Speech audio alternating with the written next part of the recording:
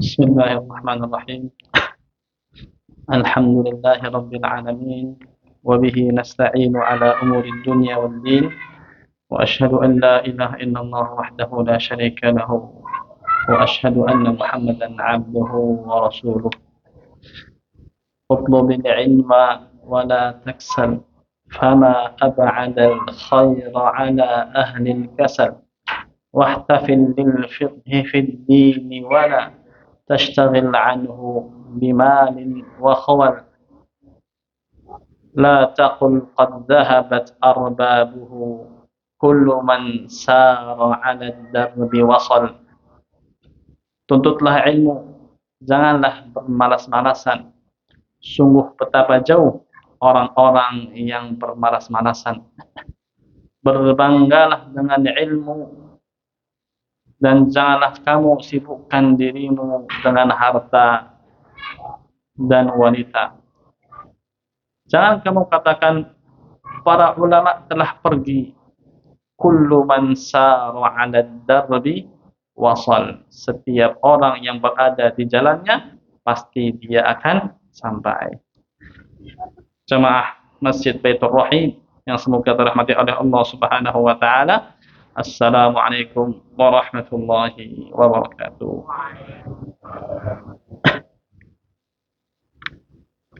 Ana di sini menggantikan Abah ya, karena beliau sedang uzur safar ke Jakarta, lagi ngantar adik dua, yang satu ke Madinah, yang satu lagi di Lipia Jakarta. Jadi karena sekalian akhirnya dua orang kan, akhirnya sudah naik mobil sekalian ngantarkan adik berdua. Kita lanjutkan pelajarannya terkait Kitabut Tauhid. Kitabut Tauhid yang dikarang oleh Syekh Muhammad ibn Abdul Wahhab ibn Sulaiman At-Tamimi Al-Hambali An-Najdi. Syarah yang kita pakai adalah syarahnya Syekh Saleh Fauzan, mufti dari kerajaan Saudi Arabia, namanya I'anatul Mustafid, syarah Kitab Tauhid.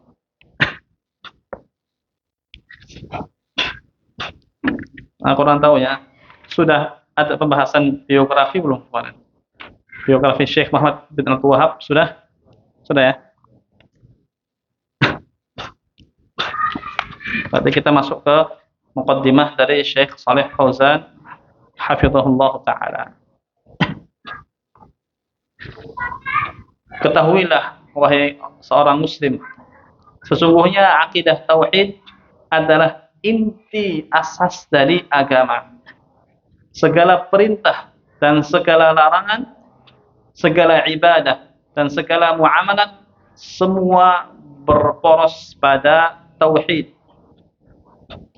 Berapapun besarnya amalan seseorang, dari sholat, zakat, puasa, haji, kalau dia tidak bertauhid, maka dia tidak diterima semua amalannya.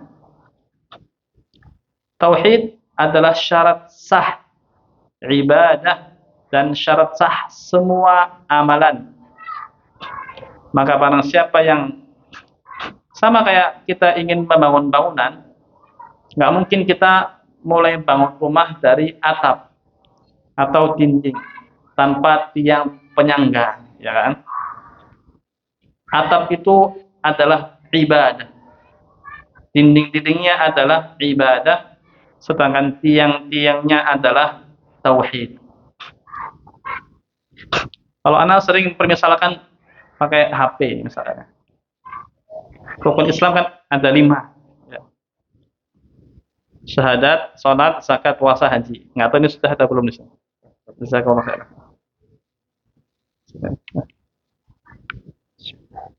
Kalau seseorang itu melaksanakan haji atau seseorang tidak melaksanakan haji, padahal dia mampu, berdosa tidak? Dosa besar. Tapi Islam masih dia pegang, dia masih Muslim, karena dia hanya melaksanakan dosa besar. Di akhirat dia di bawah kehendak Allah. Kalau Allah berkehendak, Allah akan adab dulu, kemudian masuk surga. Dan kalau Allah berkehendak, Allah akan masukkan ke dalam surga. Kemudian seseorang ini udah haji, nggak puasa, padahal dia mampu berpuasa. Dosa besar? Iya, dosa besar. Bahasa jinzitnya tuh mokel di siang hari Ramadan. Dan mokelnya sebenarnya sudah jadi bahasa KBBI-nya, sudah disahkan jadi bahasa resmi untuk orang yang tidak puasa. Mokel. Dia masih Islam, meskipun dosa besar. Kemudian dia tidak zakat, padahal dia orang kaya, sudah sampai nisab hartanya dan telah lewat masa 1 tahun. Masih Islam enggak? Masih Islam. Tapi kalau orang sudah tidak sholat, ya sudah tidak sholat, nah maka Islamnya akan runtuh. Menurut mazhab Hambali, meskipun mazhab Syafi'i mengatakan orang yang meninggalkan sholat karena malas-malasan, dia tetap muslim. Tapi mazhab Hambali, dan ini yang dipahami oleh para sahabat, bahwasanya yang meninggalkan sholat dengan sengaja karena malas-malasan, dia keluar dari Islam. Karena Rasulullah SAW bersabda, al-ahdul ladzi bainana wa bainahumus shalah. Perjanjian antara kita dengan mereka orang-orang kafir adalah salat. Faman tarakaha faqad kafara. Barang siapa yang meninggalkan salat, maka dia telah kufur. Thayyib. Kita balik sekarang. Ini orang haji mentahun, setiap tahun haji misalkan. Orang puasa Ramadan sama puasa sunnah. Kemudian dia zakat wajib dan sedekah sunnah. Sholatnya juga tidak berhenti di masjid, 5 waktu sama sholat sunnah. Tapi dia ternyata tidak bertauhid. Ada sedikit noda kesyirikan besar, syirik besar di dalamnya. Kira-kira Islamnya masih utuh apa enggak? Nih, kalau kita lepas ini jempol ini ya, jatuh Islam. Meskipun orang sholat, ibadah, zakat, haji, berwalidainnya, muslaturahim, tapi dia ada noda kesyirikan sedikit ya, 1 titik ya. Itu sudah cukup untuk menghapus semua amalan. 1 titik ya, menghapus semua amalan. Bukan menghapus 1 titik dari ibadah yang semisal yang enggak. 1 titik menghapus semua amalan. Makanya bayarannya terlalu mahal kalau kita meninggalkan tauhid. Itu Bapak Ibu yang semoga dirahmati oleh Allah Subhanahu wa taala. Maka dari itu, prioritas dakwah para nabi dan rasul adalah tauhid. Kita tahu di gerakan-gerakan dakwah sekarang itu mereka punya prioritas masing-masing ya. Ada yang dakwahnya prioritasnya misalkan sholat, ngajak orang sholat terus, itu bagus, sangat bagus. Tapi kadang terlupakan dia mengajak orang untuk tauhid dulu. Yang sudah kita katakan, kalau dia sholat tapi tidak bertauhid, sholatnya sia-sia. Kemudian ada yang prioritas dakwahnya misalkan ke arah politik. Ada yang prioritas dakwahnya adalah belajar fikih madhab misalkan. Ada yang prioritas dakwahnya adalah menjalin hubungan sesama manusia. Nah, ini kita harus lihat ke barometer para nabi. Para nabi itu prioritas dakwahnya apa? Dakwah semua menyeluruh, betul. Tapi kita lihat prioritas. Apa prioritas dakwah nabi? Nah, kalau kita baca Al-Quran, kita baca hadis-hadis Nabi SAW, kita temukan bahwa prioritas dakwah para nabi adalah mengajarkan tauhid. Tauhid ini, subhanallah, sangat besar. Orang misalkan tadi tidak haji, tidak zakat, tidak puasa, dia ibadahnya semrawut, tapi dia bertauhid, punya keyakinan bahwasanya Allah Maha Pencipta, Maha Memiliki, Maha Mengatur. Dia punya keyakinan atau dia tidak pernah menyembah selain Allah dalam hidupnya sekalipun. Di akhirat Allah janji pasti akan masukkan dia ke surga. Meskipun diadab dulu, ya betul. Meskipun diadab dulu, tapi Allah janji pasti akan masukkan ke dalam surga. Jadi nilainya terlalu mahal kalau kita meninggalkan tauhid. Nah, Rasulullah SAW suatu ketika mengutus Mu'adz ibn Jabal ke Yaman.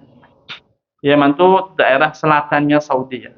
Kalau kita lihat peta itu ada Pulau Saudi, itu bawahnya Yaman. Utus Mu'adz bin Jabal, satu orang, untuk berdakwah. Itulah pilar dakwah. Ya, Anda sering sampaikan di tempat lain, pilar dakwah itu dibangun di atas 4.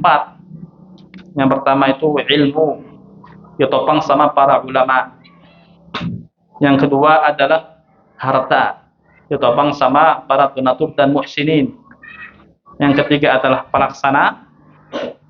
Yang keempat adalah juru bicara, atau zaman dahulu itu para penyair. Nah, Rasulullah SAW sebagai pemimpin mengirim pelaksana dakwah, yaitu Mu'adz bin Jabal, untuk berdakwah di Yaman. Beliau bersabda, "Innaka ta'ti qauman min ahlil kitab." Sesungguhnya kamu akan mendatangi sekelompok orang-orang ahlul kitab, yaitu Yahudi dan Nasrani.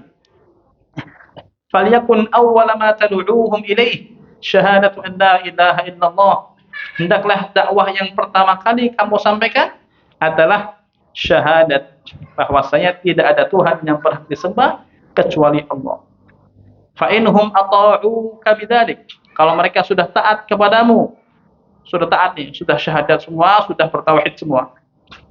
Fa'alimhum anna Allah aftarada 'alaihim 5 shalawatin fi kulli yawmin wa lailah. Kasih tahu mereka bahwa Allah perintahkan mereka untuk melaksanakan salat 5 waktu. Ini tauhid dulu, prioritas dulu, tauhid dulu. Sudah mereka tauhid, belum salat tidak apa-apa. Nanti setelah mereka bertauhid, menerima iman dan Islam secara totalitas, baru diajarkan agama sedikit demi sedikit.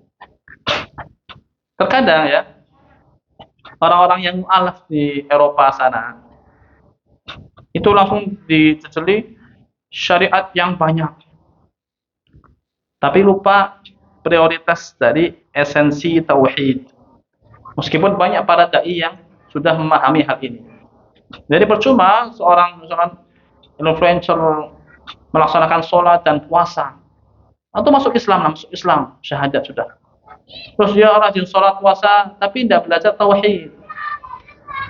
Kemudian dia terjatuh ke dalam lafaz kesyirikan atau perbuatan kesyirikan, dia nggak sadar karena dia belum belajar. Itu bisa mencederai keislaman dia. Makanya tauhid ini sangat-sangat penting. Nabi Ibrahim pun pernah berdoa kepada Allah untuk dijauhkan dia dari syirik. Bayangkan Nabi Ibrahim ini dijuluki apa? Abul Anbiya, bapaknya para nabi, bapaknya tauhid. Dibilang umat, satu orang ini Allah sebut umat oleh Allah SWT. Inna Ibrahim kana ummah. Sesungguhnya Ibrahim itu umat, satu orang, tapi kualitasnya seperti satu umat. Meskipun begitu, beliau khawatir terjatuh kepada kesyirikan dan kekufuran. Syirik itu sering ana permisalkan seperti satu tetesan racun. Kita punya misalkan ember isinya soda gembira. Kalau kita minum nikmat. Mau dicampur air atau ketetesan sama es teh tidak masalah. Soda gembiranya tetap enak. Tapi ketetesan sama satu racun, Satu ya. Racun yang sangat mematikan. Satu tetes saja. Kira-kira ada enggak orang yang masih mau minum soda gembira itu lagi? Jawabannya enggak ada. Sangat mahal dia mempertaruhkan nyawanya untuk menghabiskan soda gembira yang dibayar dengan nyawa. Sama kayak gitu. Orang beribadah 100 tahun dalam ketaatan kepada Allah misalkan. Kemudian di ujung hari akhirnya dia merasakan sakit yang sangat besar, yang sangat menyakitkan. Kemudian terlintas di lisannya meminta kepada misalkan kuburan. Ya Allah, wahai wali fulan, semuanya tidak ada yang perhatikan aku. Anak-anakku, mereka semua meninggalkan aku. Hanya engkau yang bisa menyembuhkan aku. Nah, dia minta ke siapa? Ke wali. Akhir hayatnya. Dia dari balik sampai akhir hayat taat terus. Tidak ada kemaksiatan sama sekali. Tapi di akhir hayatnya mengucapkan permintaan. Minta kepada selain Allah. Kira-kira hukumnya gimana? Ketika dia mati dan belum bertobat. Hukumnya keluar dari Islam. Dan tidak masuk surga selama-lamanya. Allah haramkan surga bagi orang-orang yang berbuat syirik. Makanya satu tetes syirik itu bisa menghapus semua amalan. Dari sinilah perangkat prioritas dakwah. Prioritas dakwah harus dibangun di atas yang paling penting. Dan tidak ada yang paling penting dalam agama Islam kecuali mentauhidkan Allah. Jamaah Masjid Baitur Rahim yang semoga dirahmati oleh Allah Subhanahu wa taala. Kita masuk ke kitab. Syekhul Islam Muhammad ibn Abdul Wahhab bin Sulaiman rahimahullahu taala mengatakan, Bismillahirrahmanirrahim. Al-babul awal Kitabut Tauhid. Beliau rahimahullah membuka kitabnya dengan basmalah. Bismillahirrahmanirrahim. Karena 3 alasan. Yang pertama, beliau mengikuti Al-Quran. Karena Al-Quran itu dimulai dengan Bismillah atau dengan basmalah. Bismillahirrahmanirrahim di semua awal surat. Kecuali 1. Surat apa itu? Surat yang tidak diawali dengan basmalah. Surat At-Taubah. Para ulama menjelaskan kenapa nih di mushaf kita kok At-Taubah nanti jangan lihat juz 10 itu tidak ada basmalahnya. Langsung ayat pertama, bara'atun minallahi wa rasulih.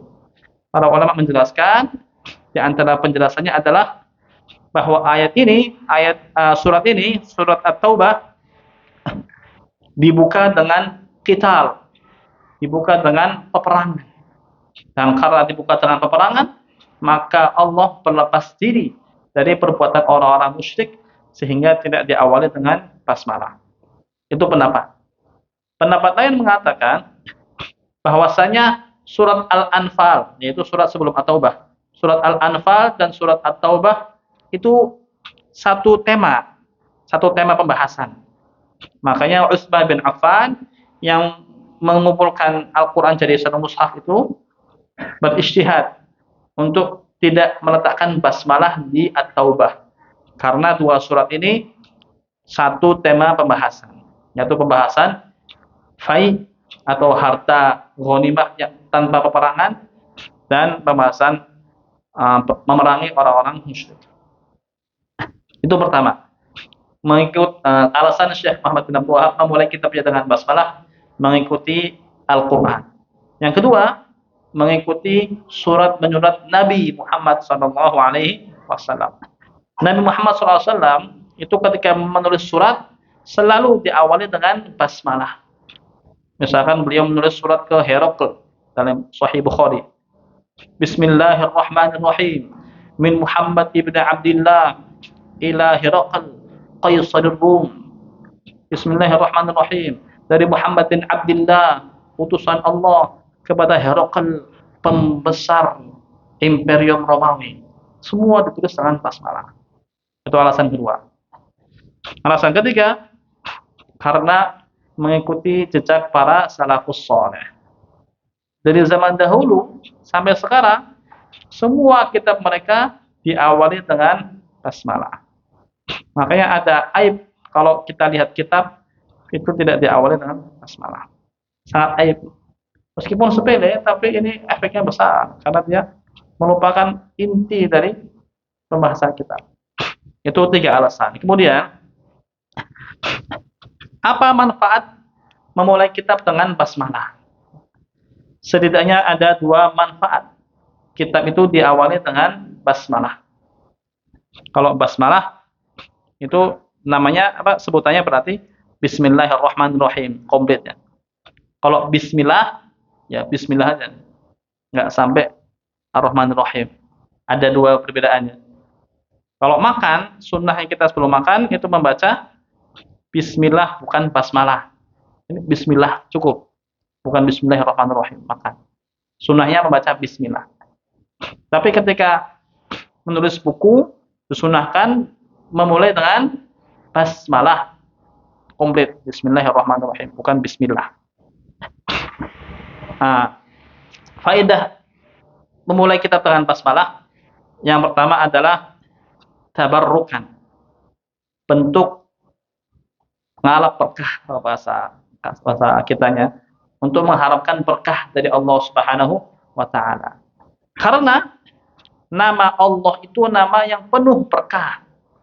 Allah berfirman dalam surat Al-Mulk ayat pertama.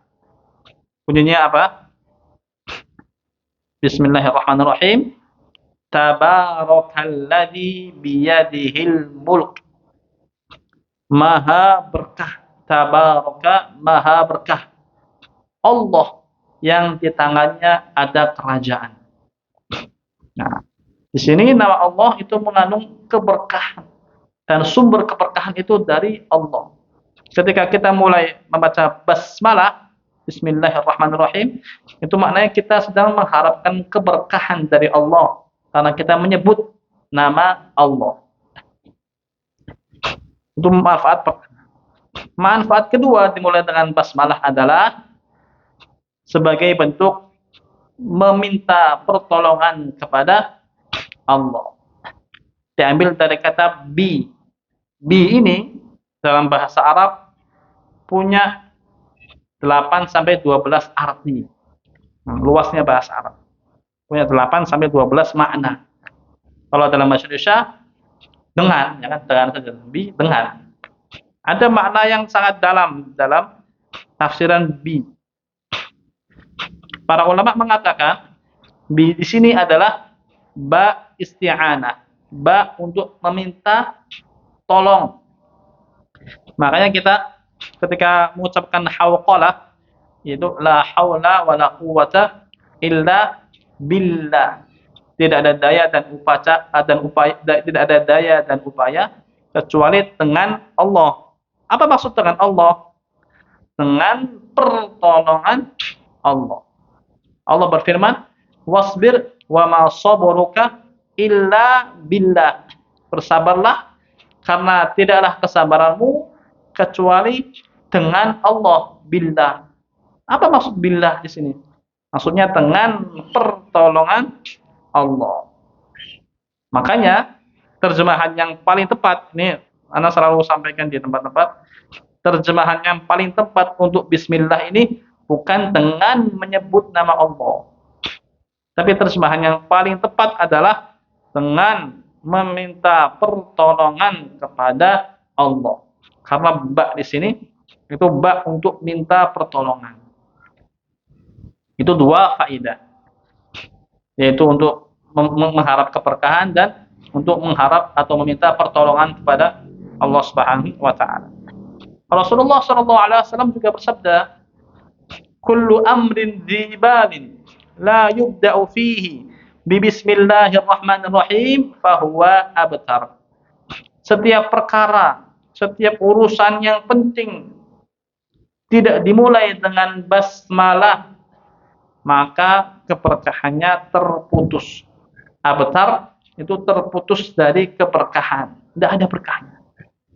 Nah, makanya kalau kita cek wirid zikir-zikir harian itu kebanyakan selalu dimulai dengan basmalah. Contoh, doa masuk rumah, doanya apa? Bismillah walajna, bismillah kharajna. Dengan nama Allah, dengan minta pertolongan Allah kita masuk, dan dengan minta pertolongan Allah kita keluar. Doa keluar rumah, Bismillah tawakkaltu 'ala Allah. Dengan minta pertolongan kepada Allah, aku bertawakal kepada Allah. Doa lepas baju, Bismillah juga. Doa lepas baju yang belum tahu, doanya Bismillah. Jadi disunahkan kita kalau lepas baju itu mengucapkan basmalah. Kenapa? Supaya menghalangi pandangan kita dari syaitan. Kalau kita lepas baju, tidak baca basmalah, itu aurat kita bisa dilihat sama syaitan. Makanya basmalah, baca basmalah, Bismillah, supaya syaitan tidak bisa melihat aurat kita. Kemudian apalagi yang dimulai dengan basmalah? Doa mau tidur, Bismikallahumma, dengan menyebut nama Allah, sama. Bismikallahumma. Doa masuk masjid, Bismillah, Allahumma aftah li abwaab rahmatik. Doa keluar masjid, Bismillah. Tidak disunahkan baca Bismillah. Jadi kita kalau mau nulis misalnya, Bismillah. Sering itu ucapkan Bismillah. Mau angkat barang, Bismillah. Mau minum, mau makan, Bismillah. Mau naik kendaraan, Bismillah. Selalu mulai dengan Bismillah. Karena Bismillah ini lafadznya punya makna besar ya. Keberkahan dan minta pertolongan kepada Allah Subhanahu wa taala. Bismillahirrahmanirrahim. Allah. Apa itu arti Allah? Allah adalah nama Tuhan. Allah ini sebuah nama. Untuk Tuhan kita namanya Allah. Diambil dari kata al-ilah. Allah al-ilah, mirip ya. Kalau kita tulis itu Allah atau al-ilah, terus hamzahnya kita ambil, maka ketemu dua lam. Al sama la. Al sama la, karena hamzahnya kita hapus. Jadilah Allah pada asalnya, Allah.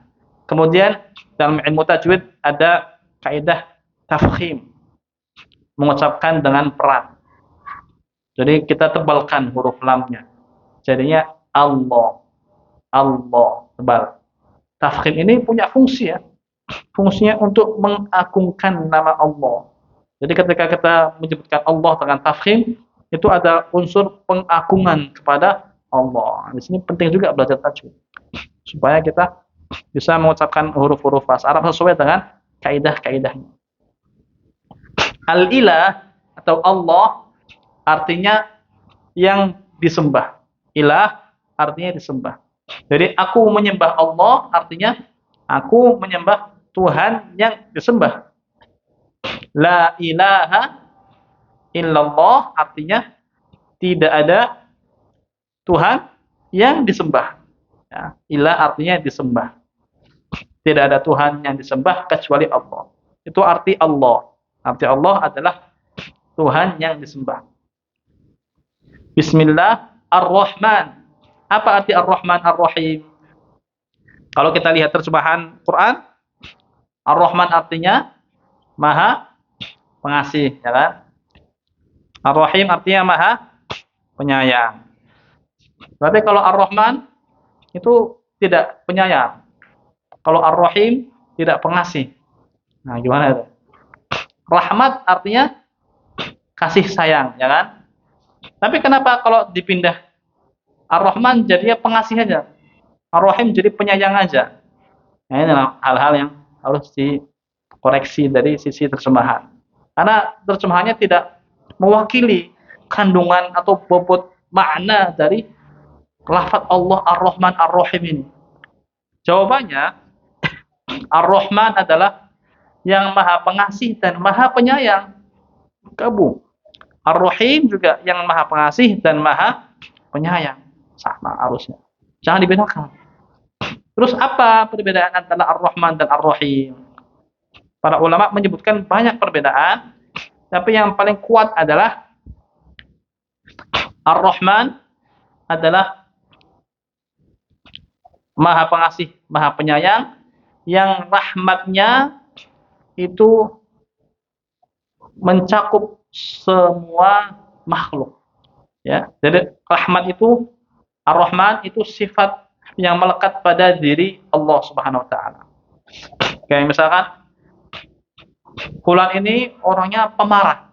Nah, sifat pemarah itu kan sifat yang melekat pada diri ya kan, pada zat. Orang ini pemaaf. Nah, jadi sifat yang melekat pada diri. Adapun Ar-Rahim artinya Allah yang kasih sayangnya itu sampai ke semua hamba-hambanya. Jadi Ar-Rahim, kalau Ar-Rahman itu sifat kasih sayang yang melekat pada zat Allah, Allah tidak menyayangi yang lain, tapi Allah disifati dengan penyayang dan pengasih, Ar-Rahman. Adapun Ar-Rahim, zat yang kasih sayangnya itu tersampaikan oleh semua makhluk. Sama kayak misalkan Abdullah ini pemarah. Nah, itu sifat melekat pada diri. Besok dia marah, atau kemarin dia marah-marah. Ketika dia marah-marah, berarti kan marahnya itu tersampaikan kepada orang yang dimarahi. Itu perbedaannya. Yang pertama sifat zat, yang kedua sifat perbuatan. Itu perbedaan Ar-Rahman, Ar-Rahim. Kemudian Syekh Muhammad bin Abdul Wahab menjelaskan Kitab Tauhid. Kitab Tauhid. Apa itu arti tauhid? Orang suka tauhid. Apa sih makna dari tauhid? Tauhid secara bahasa artinya mengesahkan, menunggalkan, menjadikan satu. Ya. Misalkan saya campur teh dengan air putih, saya jadikan satu. Itu tauhid, makna bahasa. Saya tauhidkan teh dengan air jadi satu, menjadikan satu. Atau makna lain yang lebih tepat untuk pembahasan akidah adalah meyakini keesaan, meyakini kesatuan. Itu makna yang paling tepat. Pengertian tauhid secara syariat yaitu mengesahkan Allah dalam perbuatan Allah, dalam perbuatan hamba, dan dalam asma dan sifatnya. Tauhid mengesahkan Allah dalam tauhid rububiyah, tauhid uluhiyah, dan tauhid asma wa sifat. Pembagian tauhid terbagi menjadi 3. Orang-orang mengatakan tauhid 3 itu sama kayak trinitas, sama kayak agamanya Nasoro. Orang 3 jadi satu sama dengan 3. Ini gimana? Adzan dulu atau gimana ini biasanya? Adzan dulu. Jelaskan sedikit ya, karena udah terlontarkan syubhat harus dijawab. Penjelasan saya bahwasanya pembagian tauhid menjadi 3 itu bukan diada-ada sama para ulama. Tapi pembagian tauhid menjadi 3 itu bersumber dari Al-Qur'an. Al-Qur'an dan Sunnah membagi tauhid menjadi 3. Rububiyah, uluhiyah, dan asma wa sifat. Contohnya, Allah Subhanahu wa taala berfirman dalam surat Maryam, Rabbus samawati wal ardi. Rabbnya langit dan bumi. Rabb. Pakai kata Rabb. Ini tauhid rububiyah. Fa'buduhu. Sembahlah Allah. Sembah, menyembah, yang disembah. Ini tauhid uluhiyah. Fa'buduhu wastabir li'ibadatihi. Hal ta'lamu lahu samiyya. Apakah kamu menemukan yang semisal, nama yang semisal bagi Allah, menemukan nama yang semisal dari Allah? Maknanya tidak ada nama yang semisal dari Allah. Tauhid asma wa sifat. Dari sini dan ayatnya banyak yang menjelaskan pembagian tauhid itu menjadi tiga. Nah, di sini para ulama mengambil faidah bahwasanya tauhid dibagi menjadi tiga, bukan mengada-adakan yang baru, tapi menampakkan yang sudah ada. Sama kayak ini misalkan, minuman ini terbagi menjadi dua. Nah, kan ini minumannya sudah ada. Hanya untuk mempertegas penjelasan, kita jelaskan ada dua, ada tiga, ada empat, ada lima. Karena jumlah itu menekatkan pemahaman untuk para pendengar. Kita lanjutkan setelah azan atau setelah sholat biasanya. Setelah azan. Ya, kita lanjutkan setelah azan isya. Wassalamualaikum warahmatullahi wabarakatuh.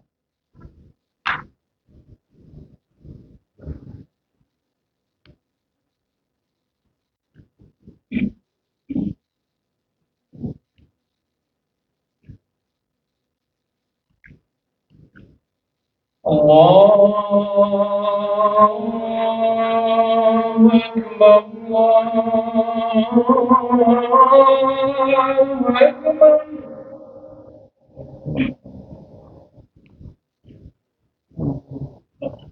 الله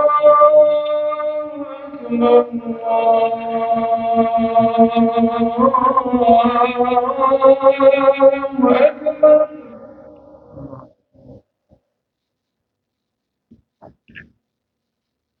أشهد أن لا إله إلا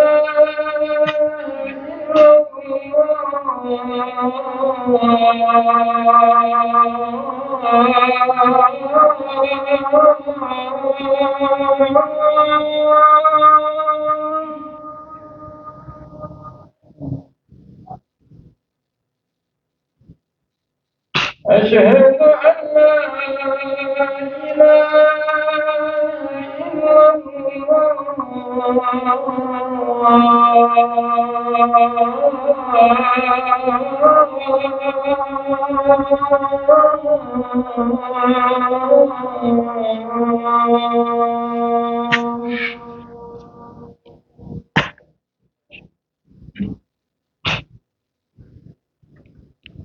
أشهد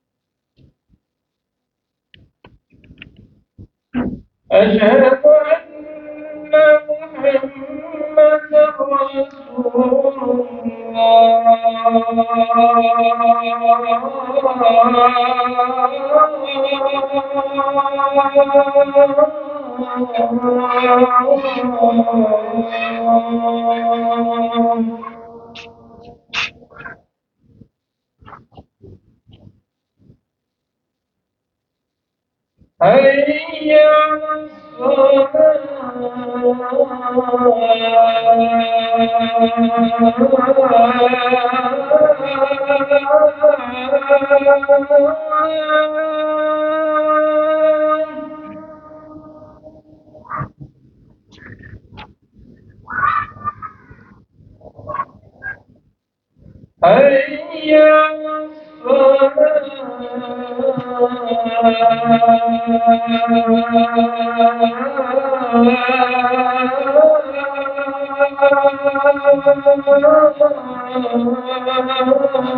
الله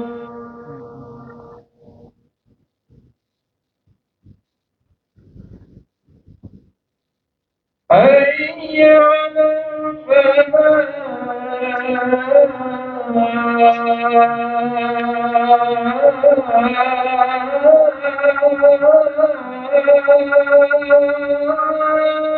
حي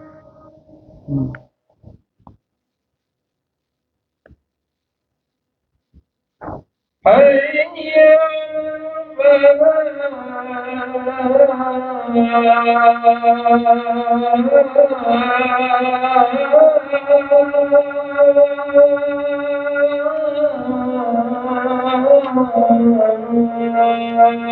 حي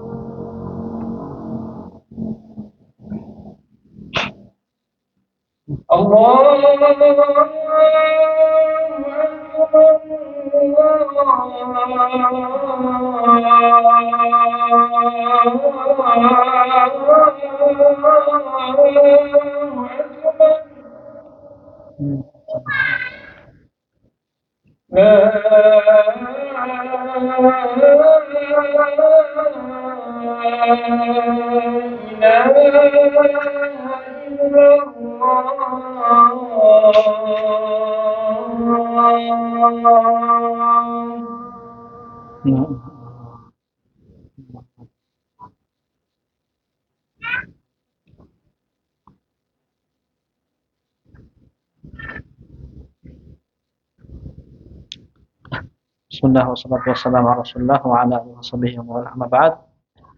Kita lanjutkan bahwasanya tauhid tadi sudah kita jelaskan terbagi menjadi 3. Tauhid rububiyah, tauhid uluhiyah, dan tauhid asma wa sifat. Pengertian tauhid rububiyah adalah mengesahkan Allah dalam perbuatan Allah, atau mentauhidkan Allah dalam perbuatan Allah. Makna mentauhidkan Allah tadi sudah kita jelaskan, meyakini satu.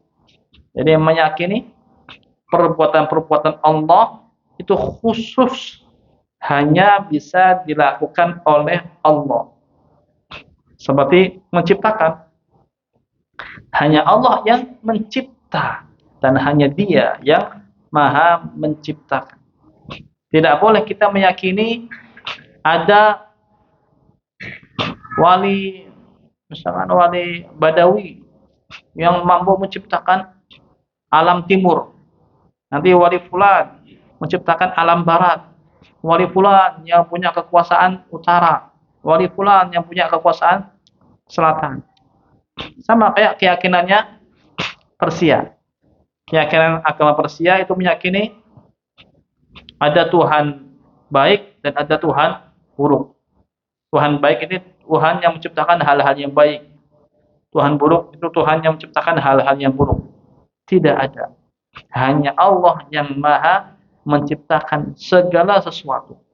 Itu tauhid rububiyah, mengesahkan Allah dalam perbuatan Allah.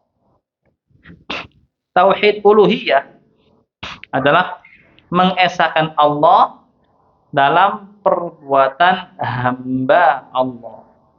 Jadi tauhid rububiyah topiknya itu di perbuatan Allahnya, kita wajib yakini keesaan perbuatan Allah satu-satu. Nah, kalau tauhid uluhiyah itu mengesahkan perbuatan hamba Allah. Maksudnya perbuatan hamba seperti sholat itu wajib hanya dipersembahkan kepada Allah saja. Menyembelih wajib dipersembahkan kepada Allah saja. Bernazar, tawaf, doa, meminta, istighatsah, isti'anah, isti'adah. Nah, kita wajib esahkan. Kita wajib mengesahkan perbuatan kita. Mentauhidkan perbuatan kita. Maksudnya mempersembahkan perbuatan kita, mempersembahkan ibadah kita hanya untuk Allah. Itu maksud dari tauhid uluhiyah. Tauhid asma wa sifat, mengesahkan Allah dalam nama-nama dan sifat-sifat Allah. Jadi kita wajib yakini bahwa nama-nama Allah hanya boleh dipakai untuk Allah. Tidak boleh kita pakai nama-nama Allah untuk nama-nama anak kita, nama-nama ponakan, nama-nama cucu. Tidak boleh. Pakai nama-nama Allah untuk menamakan nama-nama manusia. Kalau mau pakai, ya tulis hamba, abdun. Misalkan Abdullah, Abdul Rahman, Abdul Jabbar, Abdul Salam, hambanya As-Salam, hamba Allah, hamba Ar-Rahman, itu boleh. Ada penyebutan hamba. Itu makna dari mentauhidkan Allah dalam nama-nama Allah dan dalam sifat-sifat Allah. Sifat Allah juga Sifat Allah terbagi menjadi dua. Sifat zat dan sifat perbuatan.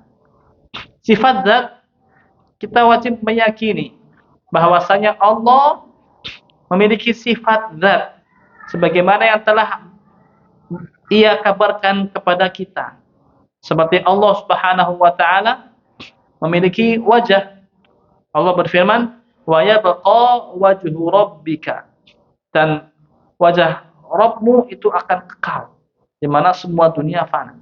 Berarti kita wajib mengimani, meyakini bahwasanya Allah memiliki wajah. Tapi wajah Allah tidak seperti wajah manusia. Wajah Allah tidak seperti wajah makhluk-makhluknya. Ini wajib kita imani juga. Tidak boleh menyerupakan sifat-sifat zat Allah diserupakan dengan sifat-sifat zatnya manusia. Tidak boleh. Ya.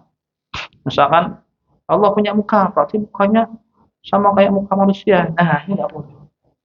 Kita hanya menetapkan Allah memiliki wajah sebagaimana yang Ia kabarkan kepada kita. Nah, berarti kamu mirip-mirip wajah Allah dengan wajah manusia? Enggak. Menetapkan tidak sama, menyerupai. Logikanya gini. Ana bilang misalkan, wah, monyet itu punya wajah ternyata ya. Monyet itu punya wajah. Wah, berarti kamu menyerupakan manusia dengan monyet. Enggak. Menetapkan wajah tidak sama dengan menyerupai wajah. Nah, kita misalkan ngomong, ternyata gajah itu punya wajah ya. Menetapkan wajah gajah. Tidak berarti wajah gajah sama dengan wajah manusia. Paham ya? Gajah, kita tetapkan wajah, kita menetapkan gajah itu punya telinga. Gajah punya telinga. Tidak berarti kita samakan telinga manusia sama dengan telinga gajah. Ini kaidahnya, menetapkan tidak berarti menyamakan. Menetapkan tidak berarti menyamakan. Nah, kita tetapkan semua sifat-sifat yang Allah kabarkan kepada kita. Seperti Allah kabarkan kepada kita bahwa Ia memiliki dua tangan. Allah berfirman, "Bal yadahu mabsutatani yunfiqu kaifa yasha." Bahkan kedua tangan Allah itu terhampar. Allah memberikan rezeki kepada siapa yang Dia kehendaki. Kita tetapkan Allah Subhanahu wa taala punya kedua tangan. Tapi kita tidak menyerupai atau menyerupakan kedua tangan Allah dengan kedua tangan manusia. Sama kayak kita bilang, misalkan kambing punya tangan. Kambing punya tangan enggak? Enggak punya ya, kaki 4 ya. Tapi jangan kambing. Misalkan kita kan kanguru punya tangan. Punya enggak kanguru? Punya ya, kecil itu ya. Oh enggak, tangannya besar, bisa buat pukul. Kanguru punya tangan. Kita ngomong kanguru punya tangan, bukan berarti kita bilang tangan kanguru mirip atau serupa dengan tangan manusia, berbeda. Karena ini selalu dihembuskan. Kamu tidak boleh menetapkan Allah memiliki wajah, Allah memiliki kedua tangan. Kalau Allah memiliki wajah berarti kamu menyerupakan Allah dengan manusia. Kamu menyerupakan Allah dengan kamu menyerupakan kedua tangan Allah dengan kedua tangan manusia. Ma'adullah, enggak ada yang bilang kayak gitu. Ini kaidahnya menetapkan tidak sama dengan menyerupakan. Nah, itu tauhid asma wa sifat. Kita meyakini bahwa Allah Subhanahu wa taala punya sifat-sifat sebagaimana yang beliau kabarkan kepada kita. Sifat terbagi menjadi dua. Yang pertama itu sifat zat, yang kedua sifat perbuatan. Seperti Allah Subhanahu wa taala memiliki sifat marah. Allah yaghdab, marah. Itu disebutkan dalam hadis dan kita meyakini bahwasanya Allah memiliki sifat marah. Tapi marahnya Allah tidak sama dengan marahnya manusia. Marahnya Allah sesuai dengan kesempurnaan dan keagungan Allah. Sedangkan marahnya manusia sesuai dengan kelemahan dan kejahilan manusia. Allah Maha Pemaaf. Allah sebutkan dalam hadis, Allah Maha Pemaaf. Nah, pemaafnya Allah tidak sama dengan pemaafnya manusia. Pemaafnya Allah sesuai dengan kesempurnaan dan kelayakannya. Sedangkan memaafkannya manusia, kadang maafkannya rada ikhlas, kadang maafkannya ada rasa baper sedikit di hati. Itu maafkan manusia. Tidak sama dengan memaafkannya Allah Subhanahu wa taala. Disebutkan Allah tertawa dalam riwayat hadis yang sahih. Allah tertawa. Tertawanya Allah Subhanahu wa taala tidak sama dengan tertawanya manusia. Tertawanya Allah sesuai dengan kesempurnaan Allah. Nah, sedangkan tertawanya manusia sesuai dengan kekurangan manusia. Sama kan kita. Kemudian disebutkan Allah Subhanahu wa taala ridha, punya sifat ridha. Sama. Ridha Allah sesuai dengan kesempurnaan dan keagungan Allah. Sedangkan ridha manusia sesuai dengan kekurangan dan kecacatan manusia. Itu makna dari tauhid asma dan tauhid sifat. Kemudian jamaah Masjid Baitur Rahim yang semoga dirahmati oleh Allah Subhanahu wa taala, tauhid rububiyah itu mengesahkan Allah dalam perbuatan Allah. Perbuatan-perbuatan Allah terbagi menjadi 3. Usul af'alillah, pokok perbuatan Allah 3. Yang pertama, Allah Al-Khaliq, yang maha menciptakan. Yang kedua, Allah Al-Malik, yang maha memiliki. Yang ketiga, Allah adalah Al-Mudabbir, yang maha mengatur. Ini 3 pokok perbuatan Allah. Allah maha menciptakan. Dalilnya sangat banyak. Di antaranya Allah Subhanahu wa taala berfirman, Allahu khaliqu kulli syai'. Allah yang menciptakan segala sesuatu. Seorang manusia juga kita harus menjaga bahasa-bahasa kita. Tidak boleh kita katakan ilmuwan ini telah menciptakan teknologi baru, menciptakan. Itu bahasanya diganti. Karena menciptakan itu khusus perbuatan untuk Allah. Nah, tidak boleh kita bilang menciptakan. Bedanya apa? Membuat, menginovasi, atau gantilah, jangan bahasa menciptakan. Karena itu bahasa perbuatan khusus untuk Allah. Ya. Al-Khaliq, Allahu khaliqu kulli syai', Allah menciptakan segala sesuatu. Yang kedua adalah Allah Al-Malik, Allah yang maha memiliki. Memiliki segala sesuatu. Ketika Allah Subhanahu wa taala yang menciptakan semua alam semesta, maka Allah yang berhak untuk memilikinya. Dan kita manusia tidak berhak untuk memiliki 1% pun perbendaharaan langit dan bumi. Terus boleh nggak kita bilang, oh ini milik saya, ini milik kamu? Kan memiliki hanya perbuatan Allah. Gimana tuh? Boleh apa enggak? Ini HP milik saya, ini buku milik saya. Milik kan perbuatan Allah, ya. Kita wajib mengesahkan perbuatan Allah, mengesahkan perbuatan memiliki hanya untuk Allah. Terus kita bilang ini milik saya, ini milik kamu. Boleh tidak ini berarti hukumnya? Hukumnya boleh. Tapi kepemilikan manusia itu terbatas, ya. Kepemilikan manusia terbatas sampai dia mati. Ketika dia mati, dia sudah tidak memiliki. Dan kepemilikan manusia itu pun atas izin Allah. Allah izinkan manusia untuk memiliki. Makanya kita boleh kita boleh bilang ini milik saya, ini milik kamu, ini milik masjid, boleh. Karena Allah izinkan. Kalau menciptakan, Allah tidak izinkan. Seseorang mengatakan ini ciptaan kamu, tidak boleh. Ini temuan kamu, ini karyamu, tapi ini ciptaanmu, tidak boleh. Nah, harus menjaga lafaz-lafaz yang khusus untuk perbuatan Allah. Kemudian yang ketiga itu Allah Al-Mudabbir, Allah yang maha mengatur alam semesta. Mengatur alam semesta. Ketika Allah Subhanahu wa taala yang menciptakan seluruh alam semesta beserta isinya, maka Allah berhak untuk memiliki semua alam semesta dan isinya.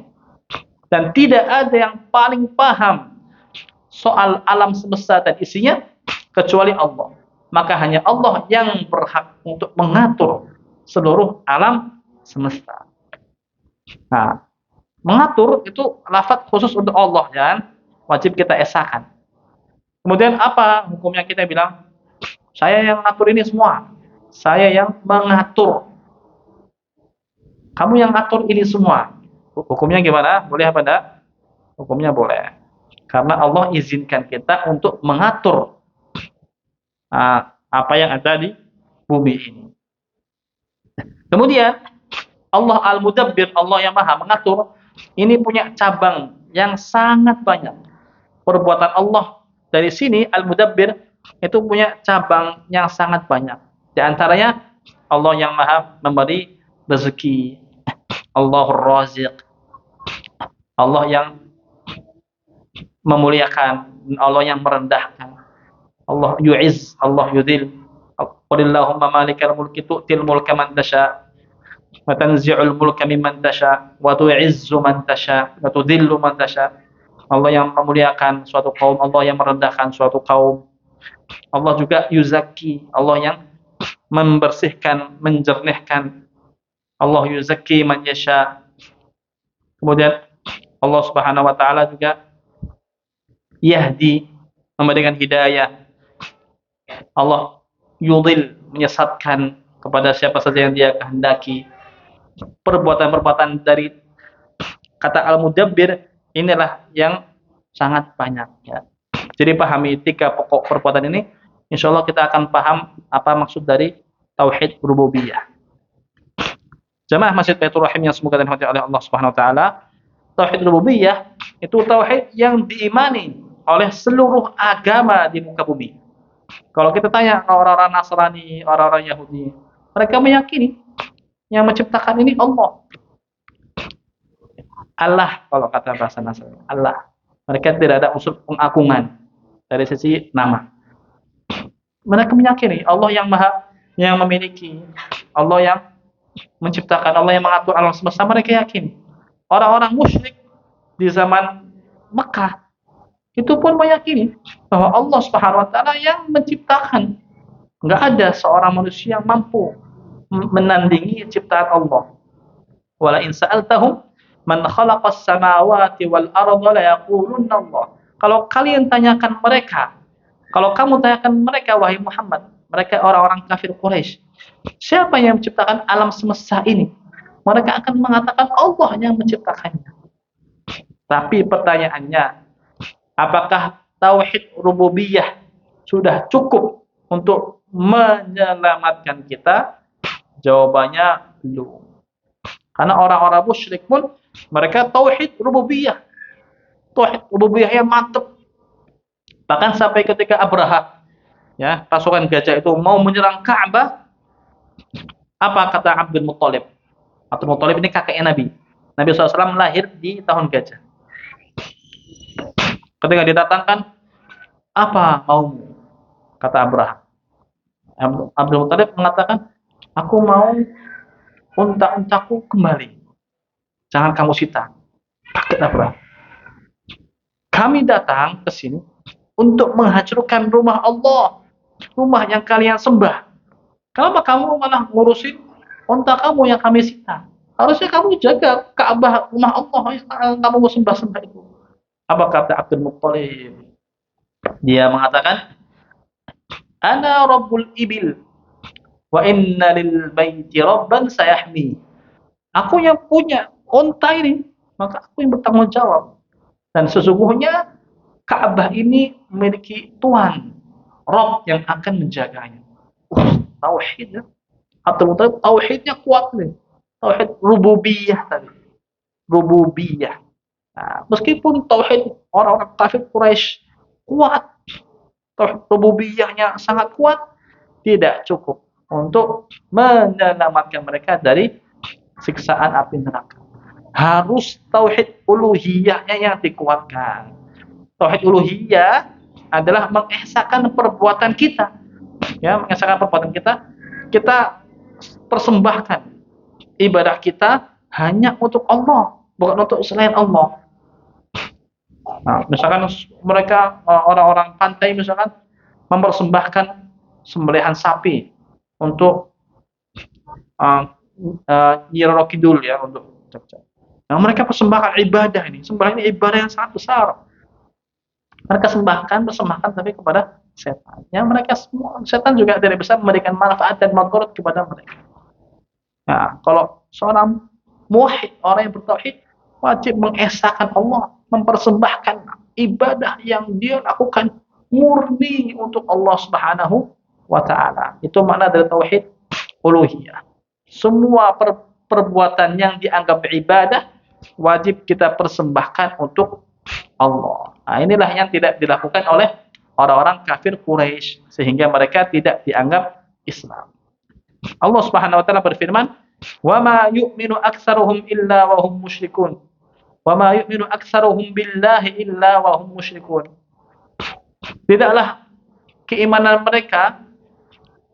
kebanyakan mereka beriman kepada Allah kecuali mereka berbuat syirik.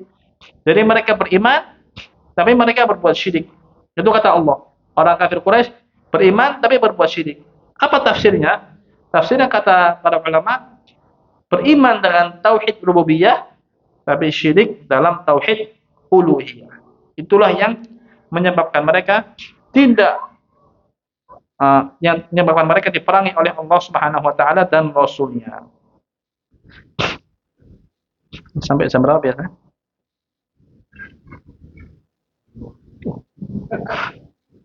Seru ya, habis ini biasanya.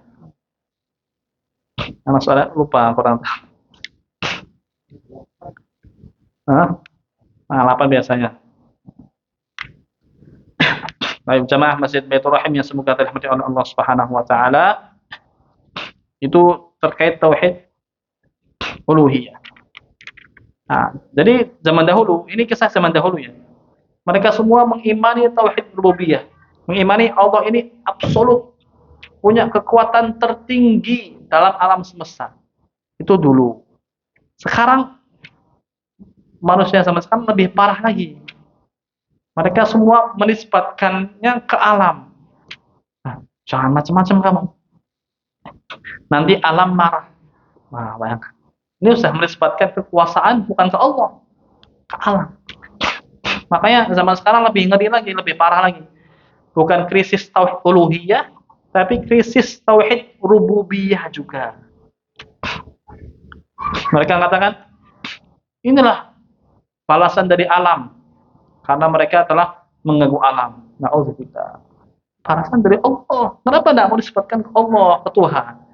Ini sebenarnya ke alam, kan. Alam bisa apa? Tanpa perintah dari Allah. Matahari saja sujud setiap ingin terbit, izin untuk terbit dari arah timur. Bumi itu marah besar ketika seorang yang lemah, yang hidup di atas muka bumi, mengatakan Allah punya anak. Bumi marah besar. Langit emosi dan hampir runtuh ketika mendengar Allah Subhanahu wa taala punya anak. Alam bisa apa? Mereka semua nisbatkan fenomena alam ini bukan ke Allah, bukan ke perbuatan Allah, tapi ke alam. Nah, giliran para ilmuwan yang menemukan sesuatu, dinisbatkannya kepada para ilmuwan tersebut, tidak kepada Allah. Ini ya, krisis tauhid, bukan cuma krisis tauhid uluhiyah, tapi juga krisis tauhid rububiyah. Makanya kalau dahulu salah nasihat para ulama untuk fokus mendakwahkan tauhid uluhiyah, kalau zaman sekarang beda. Syekh Shalih Sindi, yaitu ulama profesor di Universitas Madinah bidang akidah mengatakan krisis kita atau fokus dakwah kita harus dimulai dari tauhid rububiyah dan tauhid uluhiyah secara bersamaan. Bahkan tauhid asma wa sifat harus tiga ini harus jalan bersama. Karena krisisnya nggak cuma di tauhid uluhiyah, tapi di tauhid rububiyah pun juga seperti itu. Belum lagi kita bicara keyakinan-keyakinan liberal, keyakinan-keyakinan sekuler, keyakinan-keyakinan yang datang dari barat, keyakinan yang rusak, yang menghancurkan tauhid dari pokoknya, dari asalnya. Maka dari itu kita wajib belajar tauhid dari hidup sampai ajal menjemput kita. Sebagaimana para sahabat kita tahu tauhidnya kayak apa. Tapi Rasulullah SAW tetap berdakwah tauhid kepada para sahabat hingga akhir hayat beliau. Rasulullah SAW ketika pingsan di suatu ketika menjelang wafat, beliau tersadar kemudian bersabda, "La'anallahu al-yahud wan nasara ittakhadhu qubur anbiya'ihim masajid." Semoga Allah melaknat para Yahudi dan orang-orang Nasrani. Mereka menjadikan kuburan-kuburan para nabi mereka sebagai tempat ibadah. Kita bangun tidur, apa doa kita? Bismikallahumma amutu wa ahya. Alhamdulillahilladzi ahyana ba'da ma amatana wa ilaihi nusyur. Segala puji bagi Allah yang telah menghidupkanku setelah Ia mematikanku. Tauhid, nisbatkan kehidupan, nisbatkan kematian hanya kepada Allah. Mau tidur, kita disunahkan untuk doa juga. Allahumma inni aslamtu wajhi ilaik, ya Allah aku serahkan wajahku kepada Engkau. Wa fawwadtu amri ilaik, aku serahkan urusanku kepada Engkau. Wa alja'tu dhahri ilaik, aku serahkan punggungku kepada Engkau. Tauhid, menyerahkan semua kepada Allah. Dari awal bangun sampai mau tidur, dari awal hidup ya, kita disunahkan untuk azan di telinga bayi dan qomat di telinga kiri bayi. Untuk apa? Untuk mengenalkan syahadat. Karena dalam azan terdapat dua syahadat. Dan kita disunahkan untuk mentalqin mayit dengan bacaan la ilaha illallah, syahadat. Awal hidup, awal mati, awal semua hidup kita berurusan dengan tauhid. Semoga dengan kita menjunjung tinggi dan mengagungkan tauhid, Allah jadi senang sama kita. Karena dalam pembahasan tauhid kita ini membahas Allah. Dan Allah sangat senang ketika dirinya dibahas sama hamba-hambanya. Maka jangan pernah kita tinggalkan belajar tauhid sedikit pun. Karena Allah Subhanahu wa taala mencintai orang-orang yang berbuat tauhid. Ketika di hari kiamat ditanya, apa yang telah engkau habiskan dari umurmu yang telah aku berikan kepadamu? Kita mampu atau punya hujah untuk menjawab, ya Allah, aku habiskan umurku untuk belajar tauhid, belajar membahas keagungan, membahas keesaanmu, membahas kesempurnaanmu, sehingga Allah akan mengampuni dia. Karena Allah Maha Pengampun. Dan Allah tidak butuh alasan kenapa dia mengampuni. Allah tidak butuh alasan. Allah akan ampuni siapa saja hamba-hambanya yang dia kehendaki dan dia tidak peduli. Mungkin ini saja muqaddimah dari ana. Bukan depan sudah masuk ke kitab atau pembahasan pertama. Wassallallahu ala nabiyyina Muhammad wa ala alihi washabihi wasallam. Subhanakallahumma bihamdika asyhadu an la ilaha illa anta astaghfiruka wa atubu ilaik. Assalamualaikum warahmatullahi wabarakatuh.